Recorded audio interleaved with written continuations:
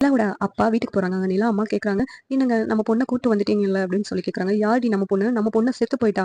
அந்த டிரைவர் பையன் தான் முக்கியம்னு சொல்லிட்டு அவள ஸ்டேஷன்ல போய் கூட்டு போய் கல்யாணம் முடிச்சுட்டா. இனிமேல் அவளுக்கும் நமக்கும் எந்த சம்மந்தமும் இல்ல. அவள நானு இன்னையோட தல முழுகுறேன். போய் ஒரு பக்கெட்ல தண்ணி கொண்டு வா" அப்படின்னு சொல்றாங்க. "என்னங்க சொல்றீங்க?" அப்படின்னு சொல்லிட்டு நிலாவோட அம்மாவும் அழுகுறாங்க. "போய் தண்ணி கொண்டு வர போறியா இல்லையா?" அப்படின்னு சொல்லிட்டு சொல்றாங்க. உடனே தண்ணி எடுத்துட்டு வந்து தலையில ஊத்திட்டு, இன்னோட அவள நான் தல முழுகிட்டேன் அப்படின்னு சொல்லிட்டு நிலாவோட அப்பா சொல்றாங்க.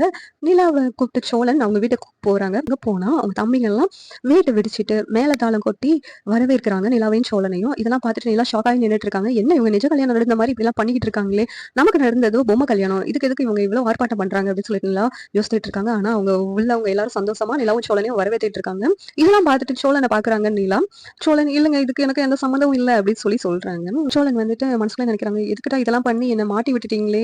இவங்க கிட்ட இப்ப எப்படி நான் சமாளிக்க போறேனோ அப்படின்னு சொல்லி சோழன் முழிச்சிட்டு இருக்காங்க. அந்த நேரத்துல நிலாவும், சோழனும் இறங்கி கீழ வராங்க. வந்தவுடனே வரப்போது நிலா பார்த்துட்டு சோழனோட அப்பா, "என் வீட்டுக்கு ஒரு மருமக வந்துட்டா. என் பையனுக்கும் கல்யாணம் ஆயிடுச்சு. என் வீட்ல யாருக்குமே கல்யாணம் ஆகாதுன்னு சொன்னீங்களேடா! இப்ப பார்த்தீங்களா? என் வீட்ல ஒரு மருமக வந்துட்டா" அப்படின்னு சொல்லிட்டு ரொம்ப சந்தோஷமா குடிச்சிட்டு ஆட்டம் போடுறாங்க.